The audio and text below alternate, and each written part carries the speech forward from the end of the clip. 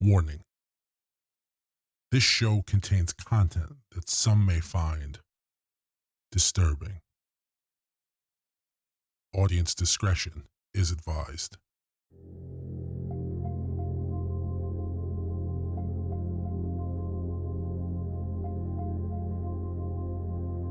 Disturb me, show me the truth I shouldn't see. Disturb me, show me the truth I shouldn't see. Welcome back, my friends, to another episode of Disturb Me. I'm Christopher Feinstein, And I'm Meghan Feinstein. and let's get right to it with this week's Tales of Woe, perhaps? Or mystery, we don't know. Yeah, because I have no idea what you're going to talk about. No, that's the whole point of this show. So, who wants to go first? Who went first last week? I think I went first. Last year. So, It's because it's been a while since we've recorded. actually episode. recorded, yeah. Yeah. You're 3,000 miles away from where we recorded our first episode. Not quite, but Yeah, we had a lot of things that happened in between. So, through the magic of podcasting and recording, it's like nothing happened. None the Exactly. wiser.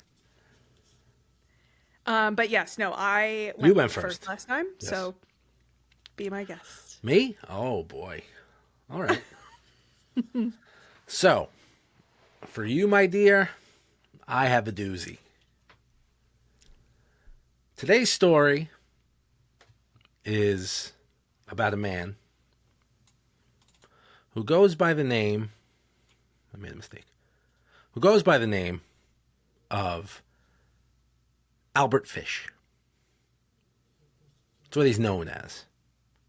Now, this is a story of a man who, on the surface, appeared to be a frail, gentle, grandfatherly figure.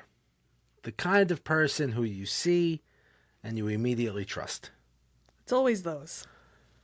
But beneath this harmless facade that he put on was a monster. And I don't use that word lightly. He was a monster of nearly unparalleled depravity. He was a sadomasochist, a serial killer, and a cannibal. Oh, good. And he terrorized New York.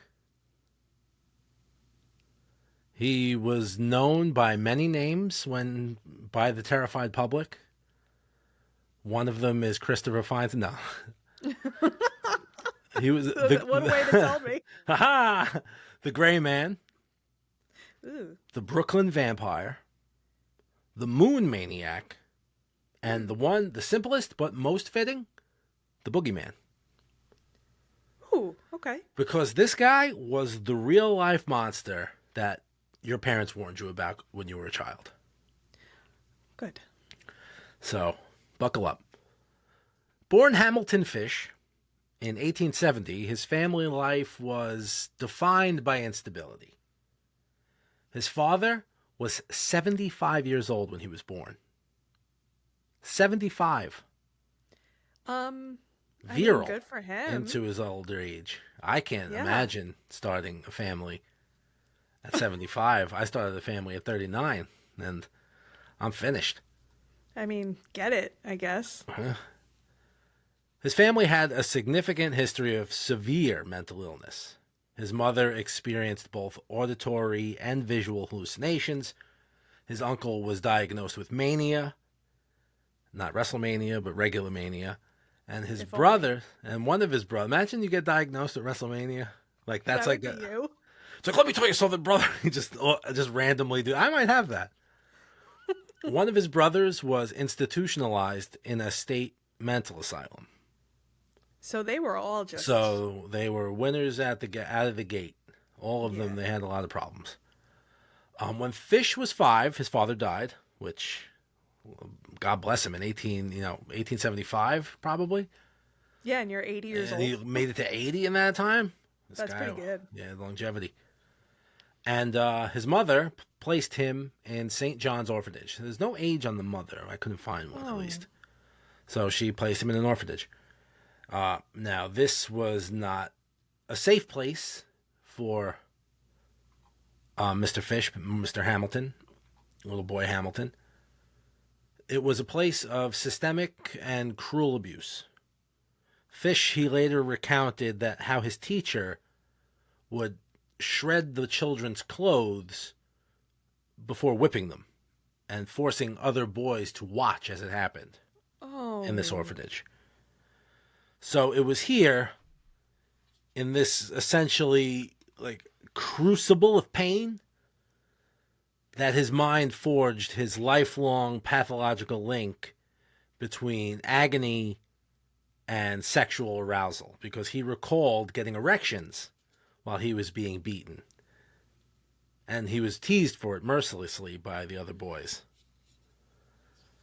So, after a few years in the orphanage, his mother actually brings him home.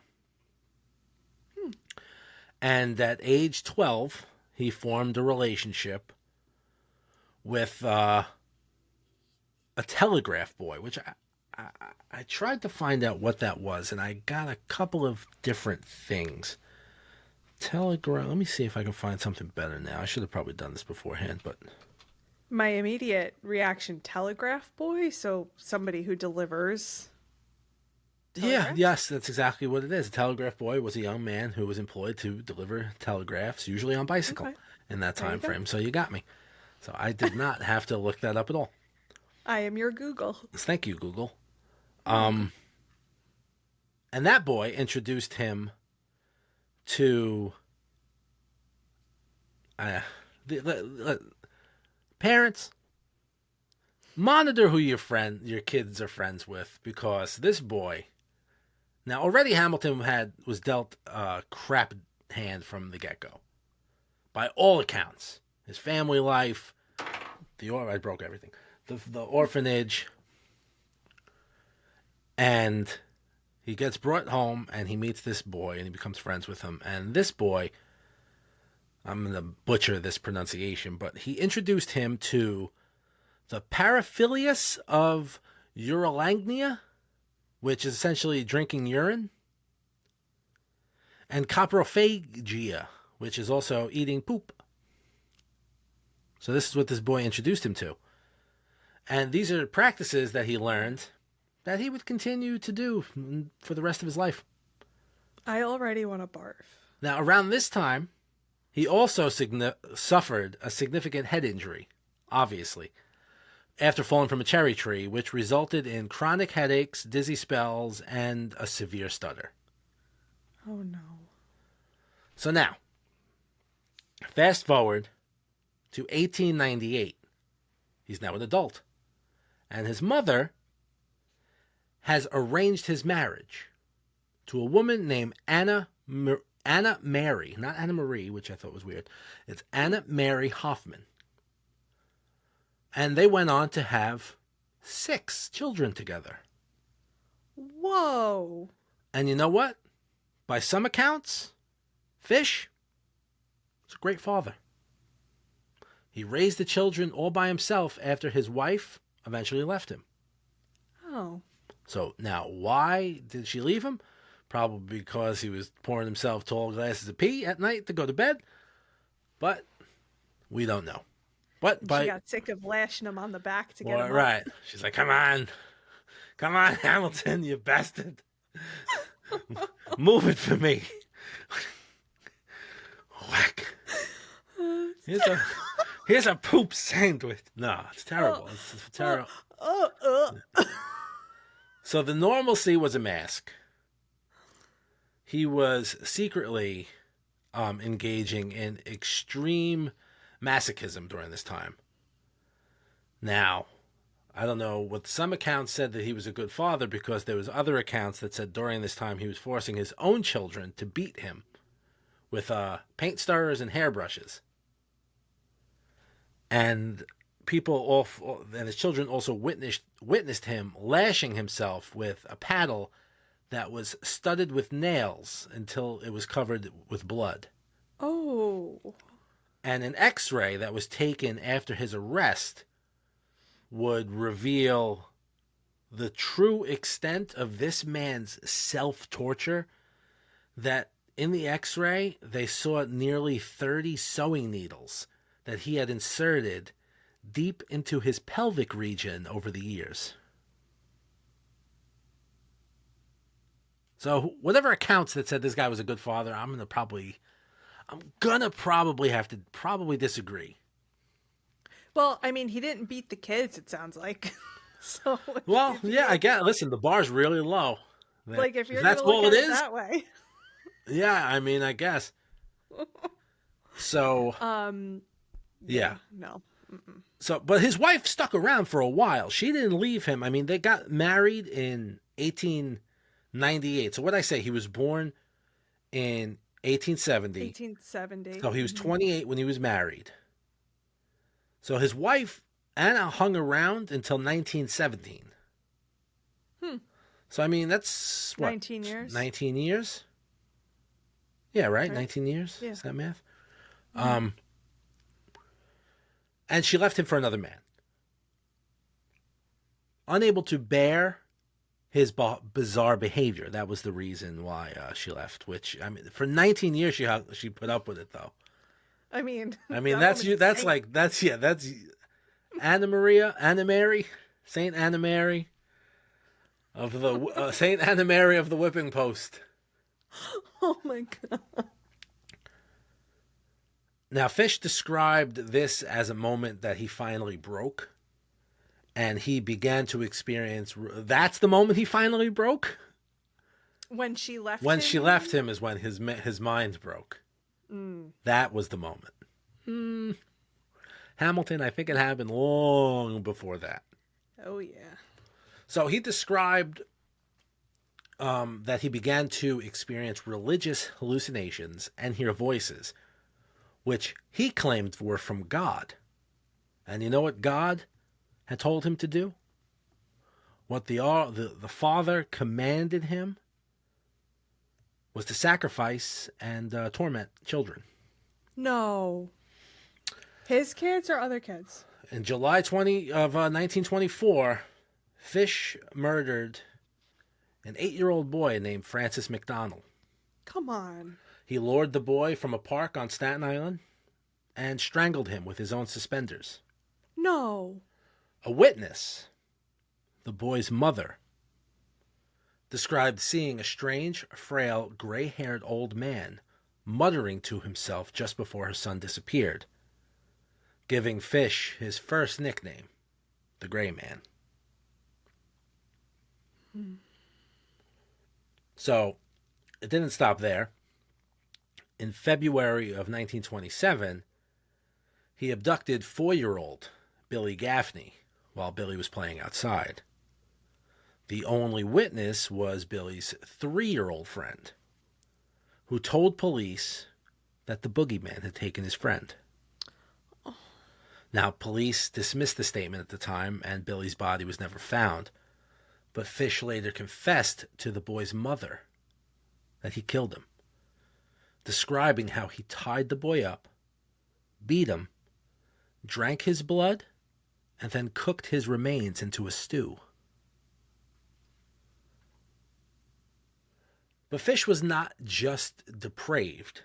He was calculating. He confessed that he often targeted poor and African American children, believing that the police would be less likely to investigate their disappearances. In May of 1928, he began to use an alias. Frank Howard was the name. And using that alias, Fish appeared at the Budd family apartment in New York City, Manhattan, because he was answering a newspaper ad from their 18-year-old son, Edward Budd, who was looking for work. His initial plan was to lure Edward away and mutilate him. But his attention shifted when he met 10-year-old Grace, who sat on his lap upon their initial meeting and played with money, his money that he had, that he was going to pay to whatever the job that he was supposedly giving Edward. Playing the part of a kindly grandfather. Now, he charmed the parents with his story about a children's birthday party, and he asked to take Grace to this child, this imaginary child's birthday party. And the parents, they were reluctant at first, but he was charming, and they agreed. He took Grace to a dilapidated vacant house in Westchester that he had scouted, a place that would become known as Wisteria Cottage. There, he told her to wait outside and pick wildflowers while he went upstairs, and he stripped naked. So when he called her in, she saw him and screamed, but she couldn't get away. He grabbed her and choked her to death, and then he dismembered her body with a saw and a meat cleaver. And then he took her remains back to his room and ate them over the next 9 days. Stop. Now, for 6-year-old Grace Budd, the case went cold. No one knew what happened to her. Then in November of 1934, a letter arrived at the Budd family home. Because Grace's mother was illiterate, her son read the letter aloud to her. And in it was Fish, describing the murder in grotesque, agonizing detail. Now, in the confession in this letter, he wrote, "Grace sat on my lap and kissed me. I made up my mind to eat her."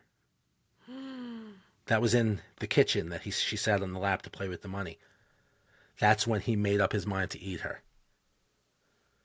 He went on to describe the murder and the cannibalism with chilling culinary specifics. He wrote, "How sweet and tender her little ass was roasted in an oven." Oh. He ended on the final cruel taunt. "I did not fuck her, though. I could have, if I'd wished. I want you to know that she died a virgin."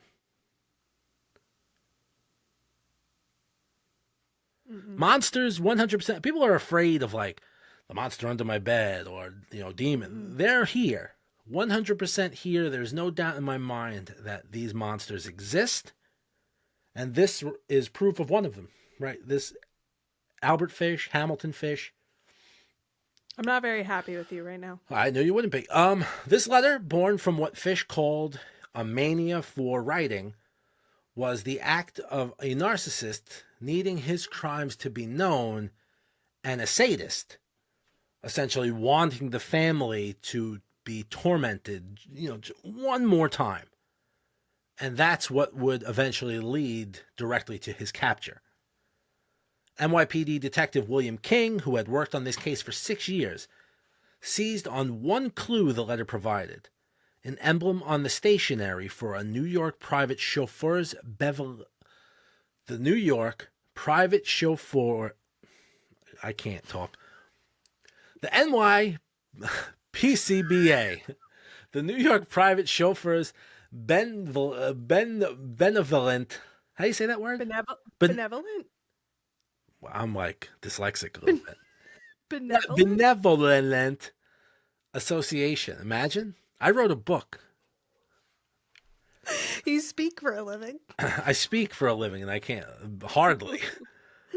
The investigation led King to a rooming house where a janitor admitted to having left some stationery. The landlady confirmed a man matching the description had lived there and identified him as Albert Fish. The landlady mentioned that Fish was due to return to pick up a check from his son. Detectives intercepted this check and waited, and on December 13th, 1934, Detective King arrested Fish as he arrived to collect his mail. Now, Albert Fish went on trial, and that trial began in March of 1935 with his lawyer, James Dempsey, pleading insanity. The case became a battle of psychiatrists. The defense expert, Dr. Frederick Wortham, argued Fish was profoundly insane and driven by religious delusions, believing that his murders were holy sacrifices to atone for all of his sins. The prosecution's experts argued that while Fish was a psychopathic personality, he was legally sane. And one psychiatrist named Dr. Menace Gregory shockingly testified that Fish's perversions, like him eating poop and pedophilia, were socially perfectly all right. And he was no different than millions of other people. A doctor said that on stand. This is what I mean. There's people. You trust people. Like, you go to your doctor and it's like, this is a good guy. Like, he gives me Tylenol when I need it. I got a little headache and a little cold. There's monsters everywhere. No. Our daughter is never leaving the house now. No, right. We locked the door. Nice. She's never going anywhere. So the jury obviously found him guilty, and they later admitted to the press that they personally believed that he was insane, but voted to convict him anyway because they felt he was too dangerous to live and that he deserved to be executed. Finally, people using their head. On January 16th, 1936, Albert Fish was executed in the electric chair. His final moments are debated. Now, one account says he went eagerly, and he told the guards that it will be the supreme thrill. This will be the only one that I haven't tried. Others claim that his last words were a bewildered, I don't even know why I'm here, before his death. He handed his lawyer, right before he died, his final statement, which Dempsey refused to ever make public, calling it the most filthy string of obscenities that I have ever read. So now, Albert Fish remains one of the most extreme case studies of human depravity that has ever taken place on the planet. He was a product of a damaged mind, a brutal upbringing, you name it. He was a real-life monster who hid behind the face of a kind old man. He shattered the trust of a generation and became the embodiment of every single parent's worst nightmare. He never had a shot. He was the true boogeyman, and he was flesh and blood. And that is my story, the story of Albert Fish. I'm going to tell you right now, you probably won this one again. Also, I have a question. Yes. Having grown up in Brooklyn and Staten Island, did you know of this story? No. Okay, so this is something you came across. I came across this. I didn't know the Albert Fish story. I never grew up hearing the Albert Fish story. And probably for good reason. Now, I grew up hearing a lot of stories, and I grew up being afraid deathly that I was going to be kidnapped as a child because I Know My First Name is Steven for the television movie, and it ruined me that I wouldn't go past the fire hydrant. But you know what? That's good. That's good. I was afraid because the boogeyman, the real boogeyman could have came and snatched old Chrissy boy out the street. Oh God! But that is awful. Well, reading that and like putting that research together was all night. I sat here like this doing it, just looking over my every noise I heard behind me. I have to up my game for next episode.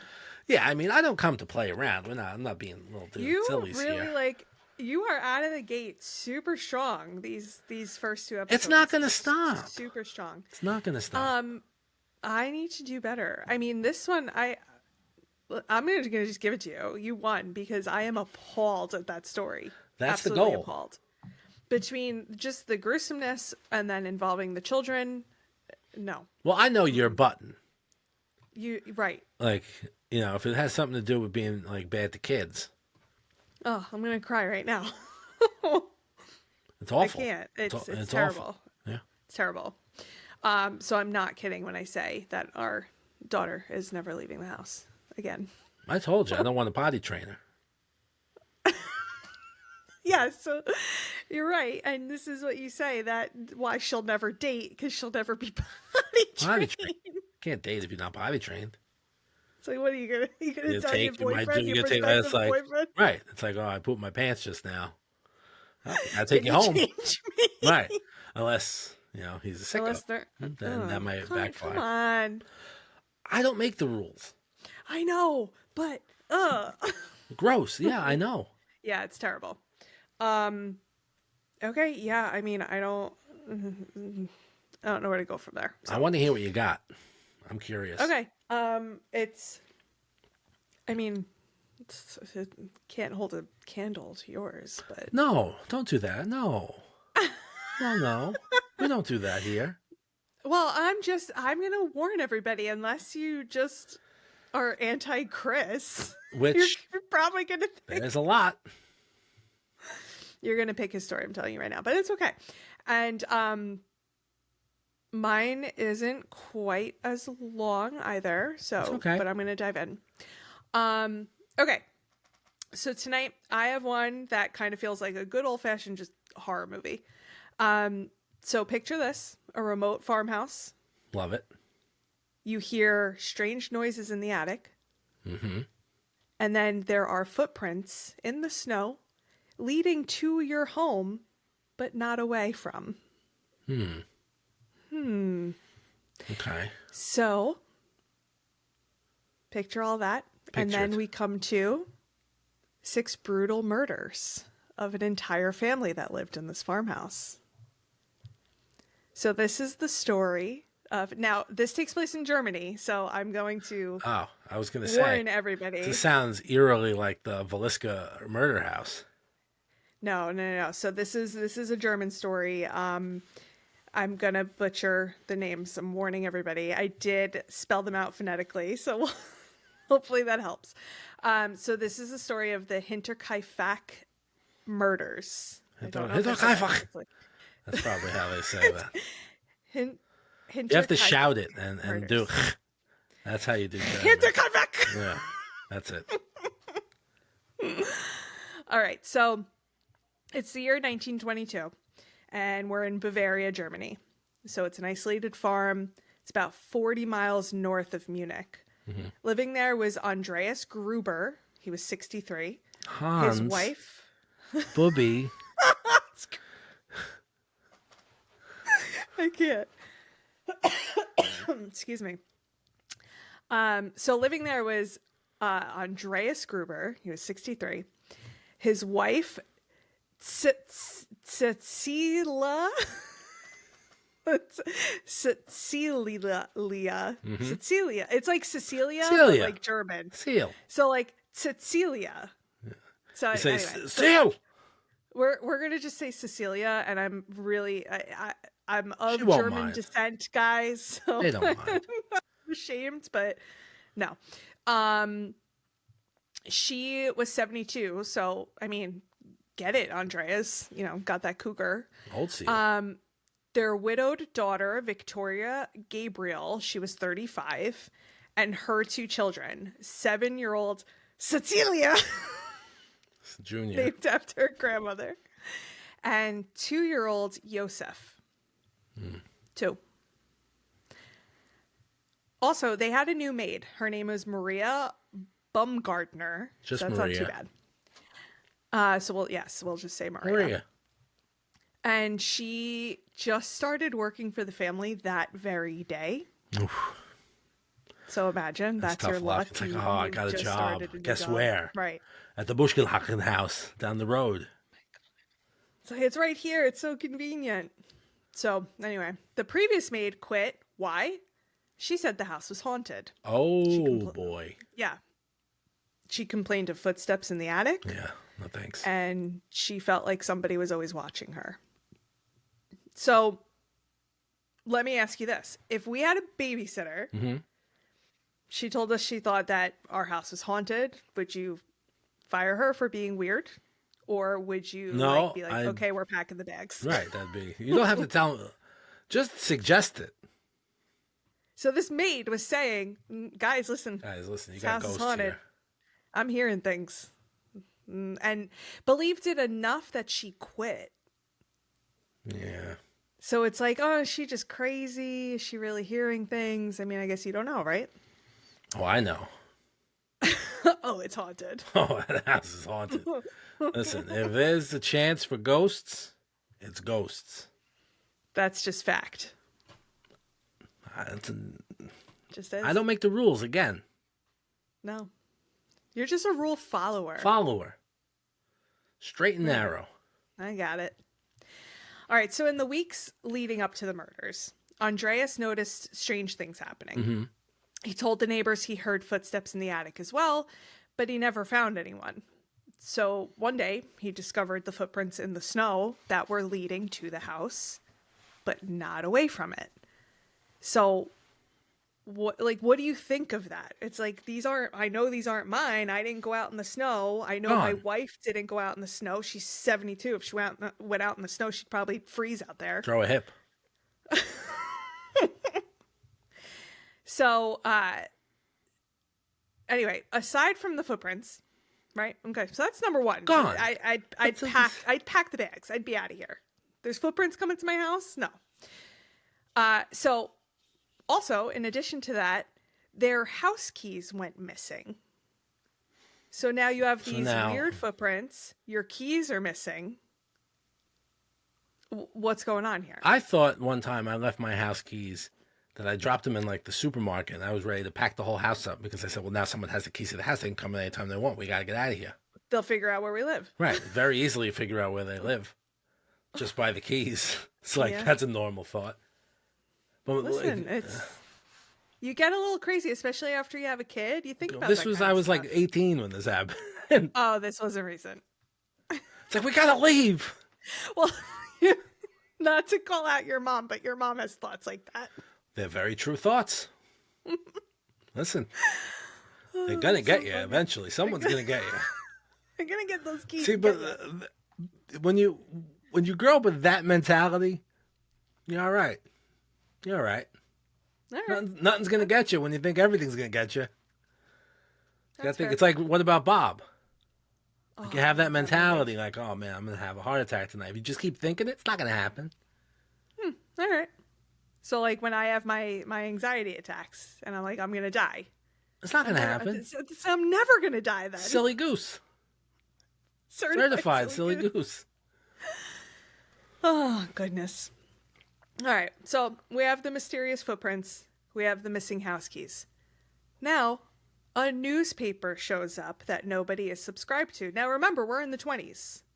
Okay. So you get, it's like people don't just go around the corner to a convenience store and pick up a newspaper. Like, you subscribe to the newspaper. It gets delivered by a paper boy, right? So Or where it's did this Telegraph newspaper boy. come from?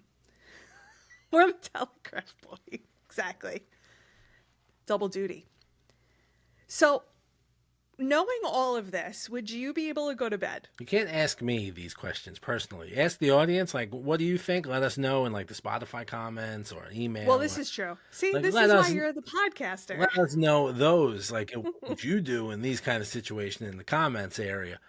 Me, I know what I would do. I've explained it very well. If you listen to any of my other shows, you know exactly what I would do. If anyone's response is anything other than pack the bags and GTFO, Gotta go. uh, I don't care. You gotta hitchhike. You gotta call someone.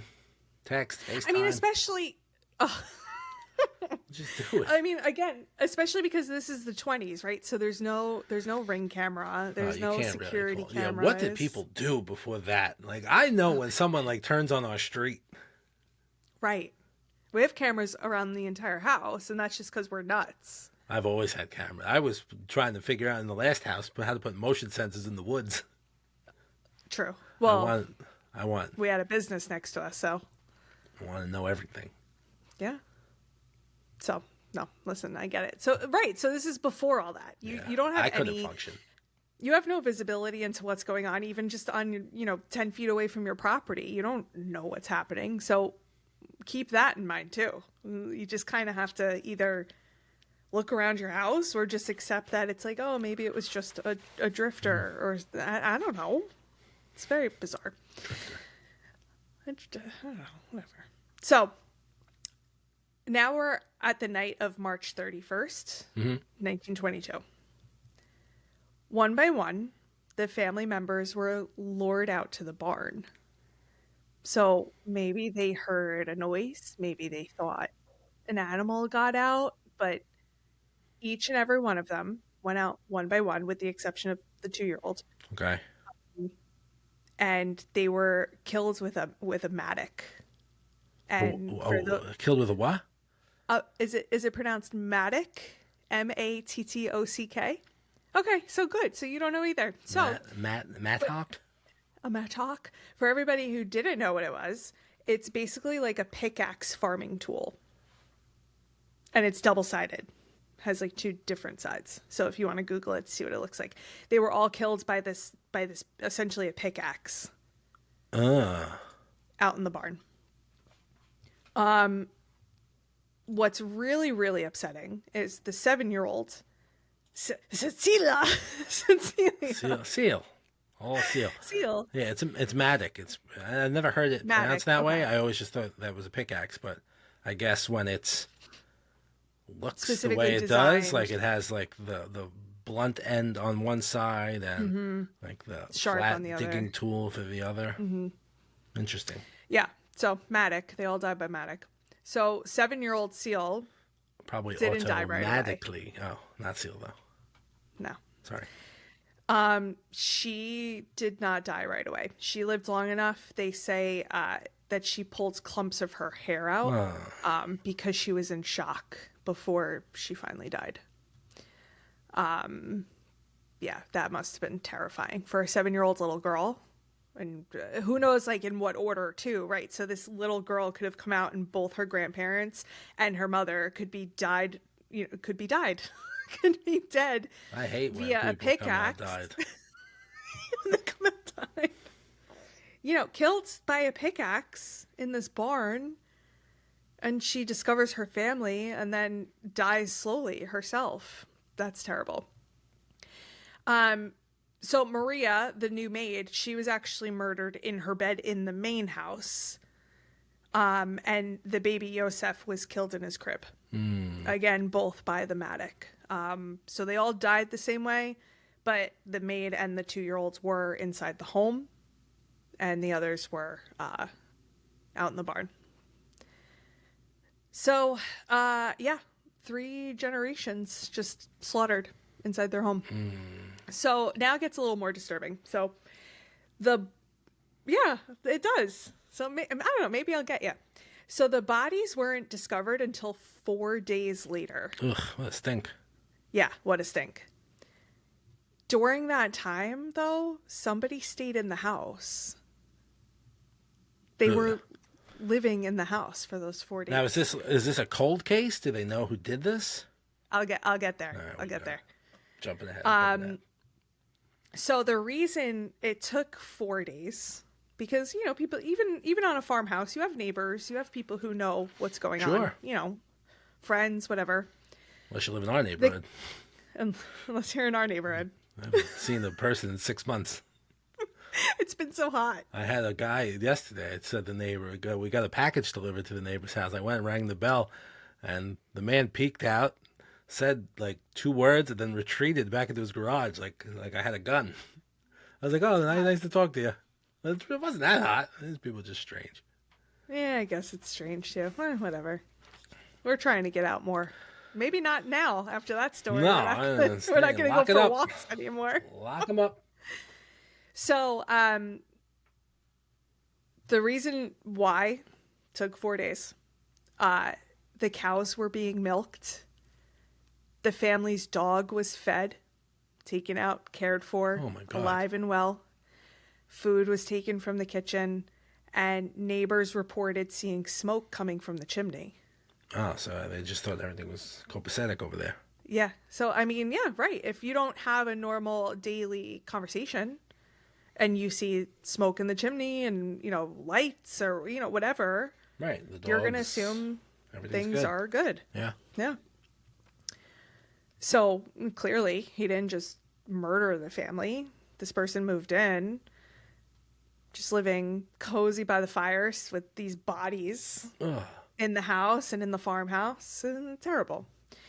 So then I keep thinking, this is just me going in another scenario. What if one of these people wasn't home, now came home to a fire going, dinner on the table, Right. but it's quiet, nobody's around? It's like, would you look around? Would you go to the barn? Would you wonder? Because, I mean, again, they had a 2-year-old. So the 2-year-old as a toddler would be running around screaming, playing, doing whatever. and you just Yeah. come and there's just this quiet house. Yeah, But I don't no. like that. So that's a little scary. So now, when neighbors finally went to go check on the Grubers, they found the murders. Police arrived. The investigation was doomed from the start. People from the village were wandering through the house, touching evidence. Mind your fucking business. These people know. want to touch everything. God damn it, I I know. hate. It's good to keep to yourself. Just stay away from everybody. Stop. So everything, I say it a lot. Everything would be so great if it wasn't for all the fucking people. It's true. It's true. So some reports even stated that the family's heads were sent away for testing. Why their heads? I don't know. Maybe it was the only part of their body fully intact. So I'm not sure. But then their heads were supposedly lost during World War II. Oh, well, I mean, Germany had. Well, it's not that out of the realm of possibility. No. Right? I mean, You know, they had they were in the other middle. things They were going in the on. middle of something during World War II. Right. Right. They had something much bigger going on. And then the murder weapon, the mattock, was not discovered until a year later. So imagine that happening today and you don't find the murder weapon until a year later. Yeah, That's crazy. People on social media would go nuts. Like if something like that happened today. oh my god, that could They'd never have happen. it solved in a day. Yeah. Yeah. So that's the story, but let's think about who did it, right? So Yeah. it wasn't a robbery. Nothing yeah, right. was 'Cause taken. nothing was taken. Nope. So it wasn't just a random act of violence.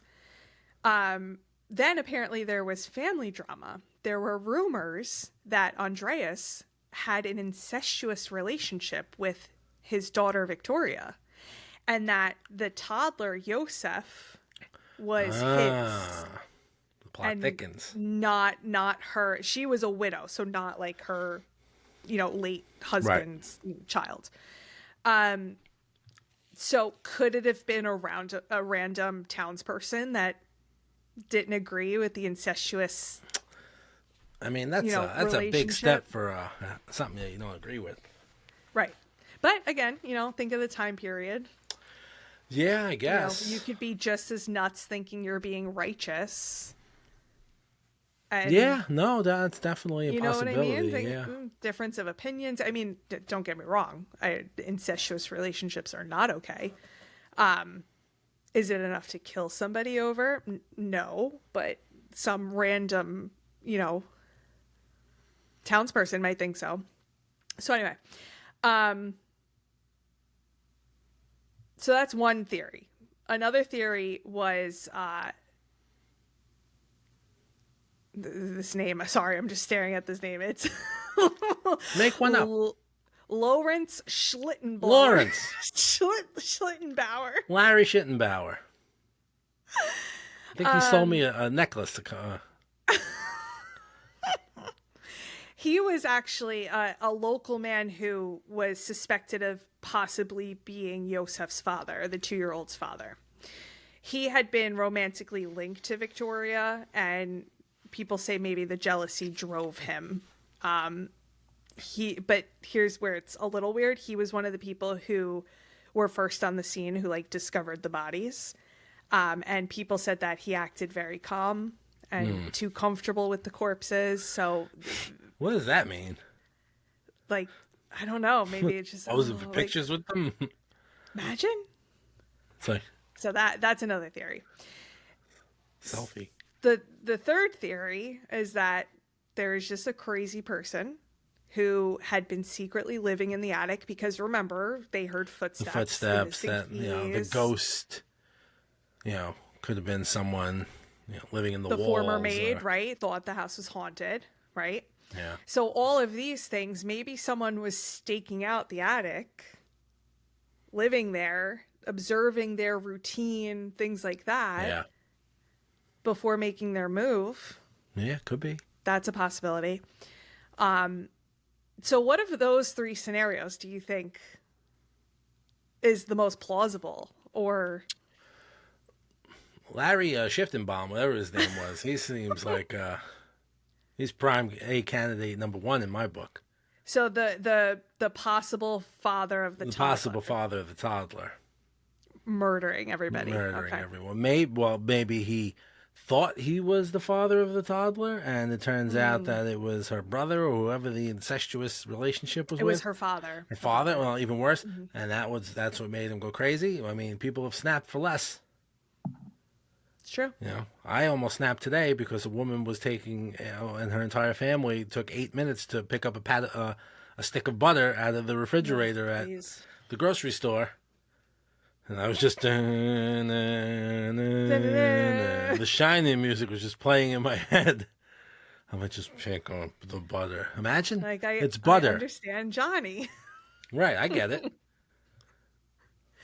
All right, so I agree with that. I think that is the most plausible. Is that maybe it's somebody who thinks this is his kid, fit of jealous rage, whatever. Yeah, I mean, but whatever the also issue is. if you're gonna sit there for something like that, though, I mean, if it's someone who has, unless they totally snapped, you're not generally. If it's a crime of passion like that, it's a hit and run.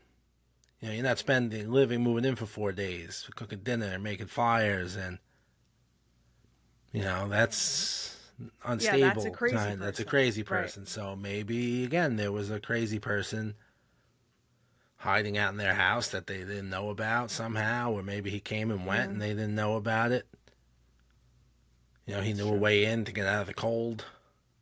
Yeah, that's a good point. Well, fast forward to 2007. Whoa, we had a big jump. German police reopened the case with modern forensics. Huh. So they reportedly ruled out most of the suspects. Even But Larry? they did. Ah, They identified. knew it. Oh, Did you Larry know? Shiftenbaum. Just wait. They identified one person who is very, very likely the killer. But since that person was long dead, they never released them. Ah, when did Larry So Shiftenbaum die? Technically, the Hinterkaifeck murders, it remains unsolved. Wow, Yeah. we know what you did, So that's Larry. mine. Larry, what was his name again? I don't even know. It was like So bad. Clarence or something. It was Larry Shiftenbaum. We'll just, all right, Larry. There we go. Oh, Lawrence. Yeah, Lawrence. Lawrence. And what was his last name? Shiftenbaum, right? Schlittenbauer. Schlittenbaum. Potato. Yeah. So, I liked this one because number one, it's unsolved, but number two, some of these theories are pretty plausible in my opinion. Yeah. And I think it's absolutely devastating to think, because I mean, we have a 3-year-old daughter who admittedly still sleeps in her crib. She loves it. Don't judge us, guys. Well, Loves her lately crib. she sleeps in your bed, and I sleep on the couch. But I like the couch. You do like the couch, and it's very funny because when she wakes up in the middle of the night, she's calling for me, and only wants mama. she only wants mama. She'll say, "Can we go in mama's bed?" And how do I say no, right? So I say yes, of course. We'll go. It'll be like 2:00 in the morning. I'll bring her to bed, and she goes on the way into the bedroom. She'll say, "Is Dada gonna sleep on the couch and watch wrestling?" And I'm just like, Knows me all yes. too well. She kicks him out of the bedroom. Yep. He's not allowed to sleep in the bed with us. It's Which only me and her. It's fine because I have no interest in I get this feet. You ever sleep next to a toddler? The feet end up everywhere. Yes, I get one in my neck. She's wild. One in my mouth. There's one in my She's eye. Wild. So we do need the extra space, me and her, in the bed. Yeah, so I will say that because she's a crazy sleeper. Adios. So Chris is happy to either go into. We do have a guest bedroom or the couch, wherever he deems more comfortable that Love evening. Keeps me on my toes. Keeps me young. And then if I ever slept on that couch, I'd be so broken. It's not for me. It's nice. So anyway, I feel for this little toddler boy. Yeah.